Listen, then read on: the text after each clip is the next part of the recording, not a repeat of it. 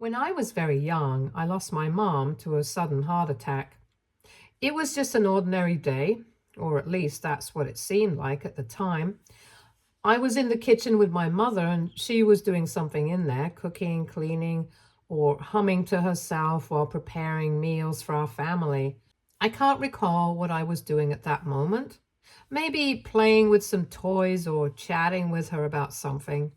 But I do remember the suddenness of it all. One minute she was standing there, and the next she collapsed, crumpling to the floor right in front of me. It was terrifying. I had never seen my mother like that before, so still, so unresponsive. I didn't understand what was happening. I was just a child, and my innocent mind couldn't comprehend the magnitude of what was unfolding. I tried waking her up, sat next to her, confused and scared, but got no response. I remember touching her hand and her face, hoping she would open her eyes and smile at me, but she didn't. I started to cry, helplessly, hoping, praying she would move. I don't remember when, but eventually my dad came home and found us. He saw her on the floor and me crying beside her and immediately knew something was wrong. He started screaming her name as he grabbed the phone and called 911, his voice shaky. I don't remember much about the paramedics arriving, just flashes of strangers in uniforms, a lot of movement, and voices that didn't make sense to me. They checked me over, making sure I wasn't hurt. I just wanted my mom to be okay and kept looking over at her. And then the paramedics broke the unfortunate news to my dad. Mom was pronounced dead right there in our kitchen. And my dad broke down crying.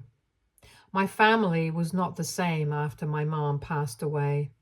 The day we had my mom's funeral, my dad seemed utterly broken. I remember standing there holding my dad's hand, staring at the casket, but everything else seemed distant, like I was watching it all happen from far away. People offered their condolences, but their faces and words barely registered with me. All I could think about was that my mom was gone and I would never see her again. I didn't know how to process that. I was too young to understand the meaning of death. That night, my dad came back home and held me tightly, both of us sobbing, and I can still recall the way his tears soaked through my hair. He cried himself to sleep, holding me close as if I was the only thing left, grounding him to this world. The two of us were lost in our grief, unsure of how to move forward without the person who had been the heart of our family. Thankfully, in the midst of all this pain, my aunt, Sophia, stepped in. She was my dad's sister, and from the moment Mom passed, she became our lifeline. I don't think we would have made it through those first few months without her. My dad was utterly lost. He couldn't handle his grief, and for a long time he didn't try. He retreated into himself, barely speaking to anyone. He would go to work in a daze, come home, and drink until he passed out on the porch or on the couch. It was as though he was just trying to survive each day, numb to everything around him. I needed him, but he wasn't there. Not really. I felt abandoned, even though I knew he was hurting too. Aunt Sophia, though, she was different. She became sort of a parent figure to me during those days. She made sure I was okay, physically and emotionally. Every morning, Sophia would come over to pick me up, taking me to school, making sure I had everything I needed. She would pack me lunch, sometimes with little notes tucked inside. And after school, she would be there to help me with my homework, sitting patiently with me at the table, even when I struggled to focus. It's not like I could think straight with everything going on, but she never pushed me.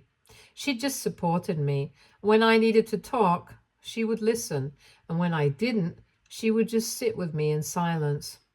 Later, during the evening, my nanny would take over looking after me until my dad could come back home. Aunt Sophia had her own life and her own husband, but for those months, she made me and my dad her priority. She must have been exhausted running between her life and ours, but she never once let it show. I don't know how she did it, but she became the glue that held us together. My aunt gently encouraged me and my dad to start going to church so we could find some peace and routine in our lives. Around that time, my school also recommended that I go to grief counseling since my grades were declining due to my mental health. Talking to a therapist helped me a lot, as it gave me a safe space to express the feelings I didn't know how to handle on my own. I could talk about the confusion, the sadness, and even the anger I felt without worrying about how it would affect my dad. Grief counseling became a crucial outlet for me, and I started to understand that it was okay to feel everything I was feeling, that there wasn't a right or wrong way to grieve. And in a way, it helped me connect with my dad better too. Because as I learned how to deal with my emotions, I could also be there for him, even if just in small ways. I have to admit that my dad, for all his struggles, was an incredible father to me in those initial years. As he began to emerge from his grief, we started spending more time together. I've heard stories from friends about how strict their fathers were, some even talking about being yelled at or hit. But my dad was different. He never raised his hand to me, never even really raised his voice. He was patient and gentle and always tried to understand me, even when I wasn't being very understanding myself. I know I wasn't the easiest teenager to raise. I was dealing with the usual struggles of adolescence, plus the added weight of my mother's death. There were times when I was moody, distant, and sometimes even rebellious. But my dad handled it all with so much grace. He just did his best to be the best father he could. When my dad initially started dating again, nothing really came of it. Women would come and go, but nothing ever got serious enough. That all changed eventually when he met Dede. He was head over heels for her since their first date. He would always come back home smiling after their dates, and I felt happy for my dad. I wanted him to find his own happiness. And if Dede was the answer, then so be it. The first time my dad brought her home, I wasn't sure what to expect, but I tried to keep an open mind for his sake. From the moment Dede walked through our front door, she was nothing like Dad described her, and I had a bad feeling. She didn't seem welcoming or kind. In fact, she came across as snarky and judgmental from the very start. I'll never forget the way her eyes roamed our house, scrutinizing everything like she was searching for flaws. And when her gaze landed on the photos of my mom that were still proudly displayed in our living room, her eyes narrowed and she looked pissed. During lunch, she told my dad right in front of me that having pictures of my mom around the house was disrespectful to her, and that if he was serious about their relationship, he needed to get rid of them ASAP. I was shocked, furious even, that someone who barely knew us could make such a demand. Those were family pictures, and it had nothing to do with Dede whatsoever. However, what hurt even more was when my dad went along with it. Without even asking me how I felt, he packed up all the portraits, every single one, and locked them away in the attic. Just like that. The images of my mother were hidden away like they were something to be ashamed of. As their relationship progressed, Dede started coming over more often to our place. And with her came her two young kids. They were always loud, wild, and had no sense of boundaries. They would break things constantly, running wild through the house as if there were no rules. They'd knock over furniture, spill food, and leave mess everywhere. And worst of all, they had no sense of personal space. I would catch them wandering into my room, touching my things without permission, and even trying to take stuff that didn't belong to them. At first, Dede would encourage me to spend time with the kids, saying how this would help us become a family. However, I quickly realized that she just wanted a free babysitter who could keep her kids entertained while she and my dad could go out for their dates. I wasn't stupid. I could see what was happening, and the more it happened, the more resentment I felt towards her and her kids. I tried talking to my dad about how I felt, but he urged me to give Dede and her kids a chance. He wanted me to be more open, to try to embrace them as part of our family, but I just couldn't. So I started to avoid them. Whenever Dede and her kids would come over, I'd retreat to my room and refuse to come out until they left. I didn't want to mix with Dede's family. It didn't take long for Dede to notice, and it became clear she wasn't happy about my distance. One evening, after another visit where I'd barely said a word to her kids, Dede finally snapped. She and my dad got into a huge argument. I could hear her yelling, her voice echoing through the house. She was furious, complaining about how I wasn't talking to her kids and that I wasn't being a good brother to them. She then walked up the stairs and banged on my door, ordering me to open up and telling me how I needed to be taught a lesson. Her audacity was unbelievable, standing in my home, screaming about how I needed to be punished like I was some delinquent child. She had no idea what I had been through, no understanding of the pain and loss my dad and I had experienced. I had never been disrespectful to her or her kids. Yet here she was, trying to force me to be some sort of a brother to her kids. The worst part was that my dad didn't say a word in my defense except to ask her to calm down. It was like he was afraid to challenge her, or maybe he just didn't want to. I'll never forget how small and helpless I felt at that moment, realizing for the first time that my dad wasn't going to stand up for me against Dede. Later, after the argument had cooled down and Dede had gone home, my dad came to talk to me. I thought maybe he'd apologize for letting things get so out of hand or try to understand where I was coming from, but instead he told me that the whole situation was my fault. He explained that Dede was a good woman and that she and her kids had been abandoned by her ex-husband. They were just looking for a stable family, and I was making things difficult by not accepting them. He said that he was happy with her and that for his sake, I needed to at least try. I was floored. I couldn't believe that he was putting this on me, that he was expecting me to just ignore how I felt and go along with it because it made him happy. I understood that Dede had been through a tough time. I didn't blame her kids for any of it. They were just caught in the middle like me. I certainly didn't appreciate being made to feel like I was the problem just because I didn't fit into this perfect picture of a new family that my dad and Dede were trying to create. So I argued back. I told him straight out that I had no issue with him dating Dede, and I could even live with her being around if that's what made him happy. But what I couldn't stand was how him and Dede were constantly imposing their decisions on me, as if my feelings didn't matter. I reminded him that I was his son, his family, and he needed to consider how I felt about all of this also. I told him I wasn't interested in building a deeper relationship with Dede or her kids. I could be polite, I could be civil, but beyond that, I wasn't going to force something that wasn't there. My words didn't sit well with my dad.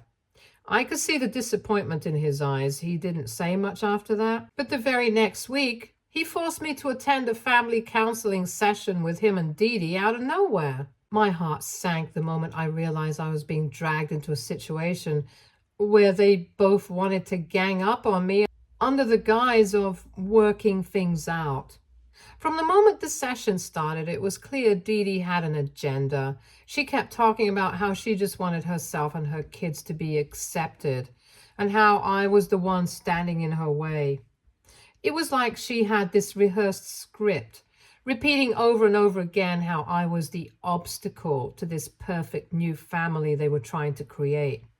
At one point, she even started to cry, telling the therapist how I refused to let her into my life no matter how hard she tried. The tears felt so rehearsed, so convenient, like she was trying to manipulate us into feeling sorry for her. And predictably, my dad leaned into it, nodding and comforting her. But the therapist remained calm, not swayed by Dede's display. She turned to me and asked me what I wanted. It was the first time since Dad and Dede had started dating that anyone had actually cared about my perspective, and I felt a small sense of relief. I told her the same thing I told my dad before. I didn't want a deep relationship with Dede and her kids, but I would always be polite to them. That was as far as I was willing to go, and honestly, I thought that was more than fair given everything that had happened. Of course, Dede didn't like that. She immediately jumped in, saying how her kids deserved to be accepted and loved fully, and how I needed to stop grieving over my mother, who had been dead for years anyway, and moved forward in life. Those words hit me like a punch to the gut. It wasn't just insensitive, it was cruel. She expected me to just move on as if my mom's death didn't still affect me every single day, as if her presence in my life hadn't shaped who I was. My dad, sitting beside her, actually agreed with her and told me that I needed to come out of my shell and see how wonderful our life could be with Dede and her kids as part of our family. I couldn't believe it. He had never spoken to me that way about my grief before. It was as though, in his mind, Dede had become more important than preserving the memory of my mom. His desire for this new family had blinded him to how much I was still hurting, and he couldn't, or wouldn't, see that asking me to accept this new reality wasn't as simple as just moving on. Thankfully, the therapist took my side. It was the first time I felt validated in a long time. She didn't let Dede or my dad bully me. Instead, she pointed out that they were pushing too hard and that they weren't giving me the space I needed to process everything. She even suggested they try to see things from my perspective, which I appreciated. But of course, Dede didn't. Her face said it all. She was furious. I could tell that being called out by the therapist wasn't something she had expected, and it didn't sit well with her. On the drive home, her anger boiled over. She started complaining to my dad, calling the therapist an old woman, and accusing her of being biased towards me since I was a kid. It was like she couldn't accept that maybe, just maybe, she wasn't right about everything. She kept going on, saying that all of this could be easier if I would just stop being stubborn. I sat in the back seat, quietly listening to her rant, trying to keep my cool. But then she crossed a line. She snapped, saying that my mom would be ashamed of me for not letting my dad be happy in his life, and how I was clearly holding him back. That hit me harder than anything else she had said up until that point. She dared to bring up my mom and was using her memory to guilt me. It wasn't just hurtful. It was cruel beyond words. Up until that moment, I had held back. I had taken her words, her jabs, and her insults because I wanted to keep the peace. But this was different. This was too much. I snapped. I told her that I hated her and that I wished she and my dad had never met. I continued to tell her that she was evil and I did not want anything to do with her and her children. The words spilled out of me, raw and full of anger I had been holding in for so long. I didn't care any more about keeping things civil or polite. I was done. Then I turned to my dad. I screamed at him for always taking her side, for treating her like she was already his wife, when I had been there with him for all those years after Mom passed away. I reminded him that I was family, not Dede, and yet here he was allowing her to make me feel like I was the outsider in my own family. I told him that Dede had no right to bring up my mom and shame me for how I was feeling. She had no place to speak about my mom, and the fact that my dad hadn't said anything to defend me made me feel utterly betrayed. I admit that my words were harsh, but I was tired of being pushed aside and my feelings ignored. Dede again burst into tears and yelled at my dad, her voice shaking with emotion, saying that she couldn't take it anymore. She gave him an ultimatum, telling him that he needed to choose either me or her. She was done with me, she said, and if he wanted a future with her, then something had to change. My dad looked torn, but he didn't try to reason with her or calm her down. Instead, he just grounded me when I reached home and asked me to go up to my room. After everything that had happened, after all the hurtful things Dede had said, I was the one being punished as usual. The injustice of it all made me want to scream. I tried to argue, tried to explain how out of line Dede had been, but my dad wouldn't hear any of it. He just kept repeating that he was tired of all the fighting and that I needed to start respecting Dede if I wanted peace in the house. Later, I could hear him and Dede continuing to yell at each other, and eventually she left the house. Not even 3 days later, my dad came to me and said he needed to talk. I thought maybe he was going to apologize for grounding me or try to make peace somehow, but what he said next shattered everything. He told me he had fought long and hard and had decided ultimately that I needed to leave the house. He said that he wanted a future with Dede, and that couldn't happen with all the tension between us. He explained that I would be going to live with my aunt Sophia and that he'd continue to send child support money until I turned 18. But after that, he was done taking care of me. I felt the floor drop out from under me. I couldn't believe what I was hearing.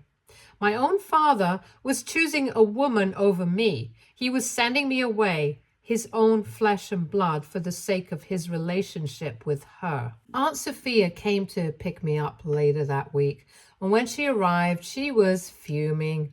Apparently, she had no idea that things were so bad between us until Dad asked her to let me stay with her permanently.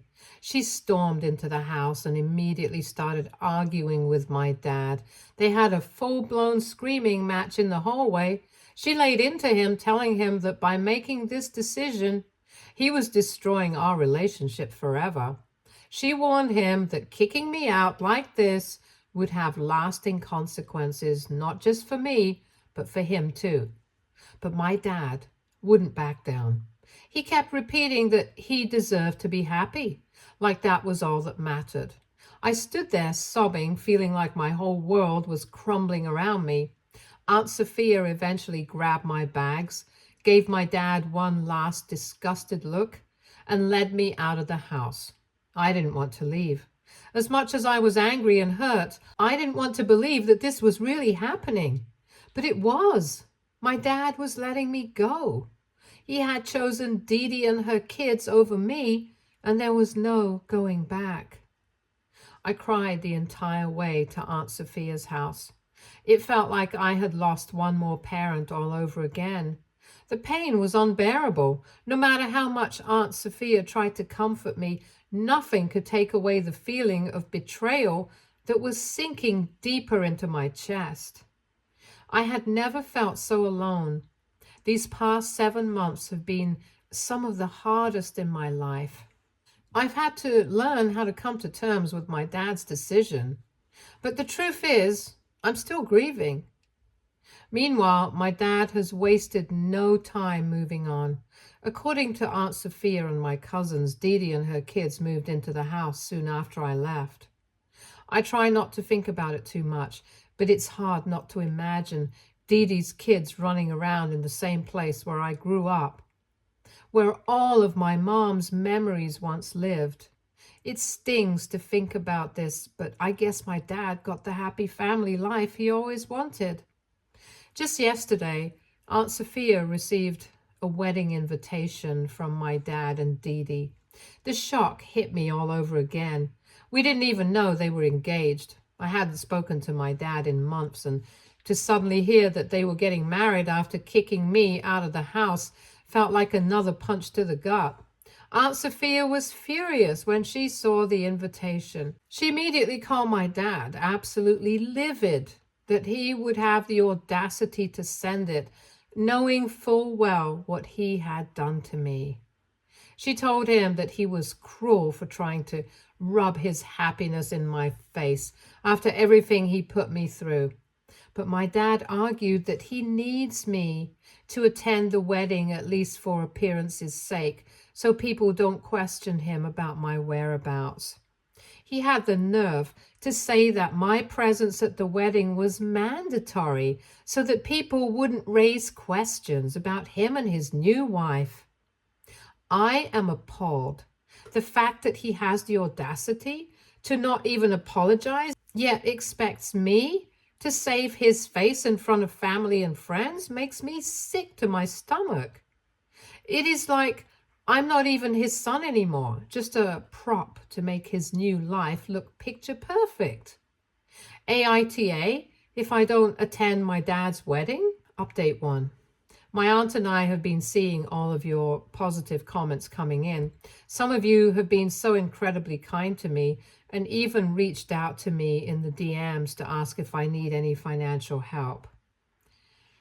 To clarify, my dad has been paying for my school expenses these past months. Otherwise, he knows my aunt would not hesitate to drag him to court. However, if I have any further expenditures, then my aunt covers them for me.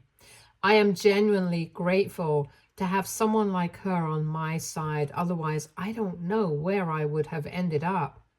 My dad has never reached out to me all these months to even apologize or check up on me. For everyone asking if he is being manipulated or controlled in his relationship by Dede, I honestly don't know. I have no idea about the inner workings of their relationship. However, I do believe that he's an adult and can make his own decisions. He could have easily chosen me over her by not asking me to move out, but he clearly chose her. Update 2. It's been 1.5 months since I updated anything here. Me and Aunt Sophia went through all the comments and we agreed that the best course of action was to go ahead and attend the wedding. I wanted everybody to know the real face of my dad and his bride. Long story short, we attended the wedding and remained only civil towards them. My dad didn't come up to hug me or say a word. He kept his distance, looking awkward and almost uncomfortable whenever our eyes met. It was like he didn't know how to face me anymore, as though seeing me reminded him of the choices he made. When the speeches started, I figured I'd be able to sit in the background and just get through it quietly. But then the guests started encouraging me to say something since I was his child. Dad and Dede looked nervous, probably hoping I'd just say something quick and nice for the sake of appearances. I stood up and took the mic, congratulating the happy couple with a sarcastic smile. I wasted no time telling the truth and pointing out how wonderful it must be for them to start a new life after kicking me out of the family home. I noticed Dad's face tense up, but I continued sarcastically, announcing just how much Dad must love Dede since he was willing to sacrifice his own flesh and blood for her happiness. And we should definitely applaud them for that. The room went silent, and I could feel the eyes of every guest turning towards Dad and Dede. They looked absolutely petrified, frozen in their seats as the weight of what I'd said sank in. My aunt also stood up and revealed to everyone that I had been living with her for the past few months, and apparently Dad wanted to keep this a secret because he didn't want people to know what a terrible person he is. She looked right at him, her voice filled with disgust, and said she was ashamed of her brother and had only come to the wedding with me to expose him and his vile bride. After that, people started asking my dad if this was all true, and the family seemed furious that they had been kept in the dark about everything.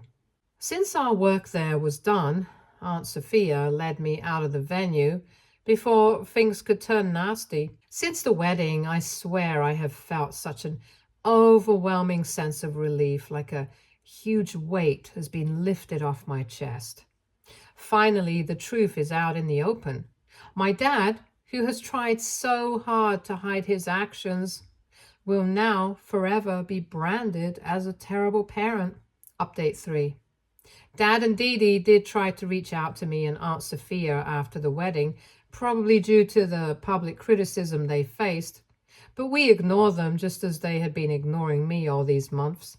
Later, Dad sent me a text saying that Dede was furious and that I shouldn't have humiliated them on their special day. He claims he's ready to forgive me if I come back home and apologize to Dede.